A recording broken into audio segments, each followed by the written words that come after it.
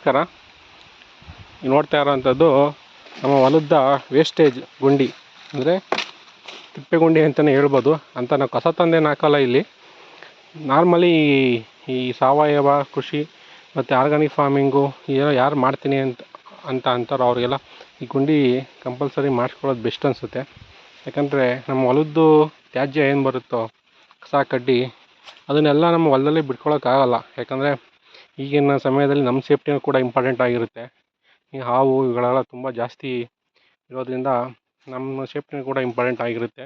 ಈ ಥರ ಒಂದು ಗುಂಡಿ ಹೊಡ್ಸ್ಕೊಂಡು ನಮ್ಮ ತೆಂಗಿನ ಮಟ್ಟೆ ಗರಿ ಆಗಿರ್ಬೋದು, ಬೇರೆ ವೇಸ್ಟೇಜ್ ಆಗಿರ್ಬೋದು, ಏನೇ ಇದ್ರೂ ತೊಗೊಂಬಂದು ತುಂಬಿ ಈ ಥರ ಮಾಡೋದ್ರಿಂದ ನೆಕ್ಸ್ಟು ಒಂದು 3-4 ಇಯರ್ಸ್ ಹೀಗೆ ತುಂಬಿಸ್ಬಿಟ್ಬಿಟ್ರೆ ಒಳ್ಳೆ ಗೊಬ್ಬರ ಆಗುತ್ತೆ ನಿಮಗೆ.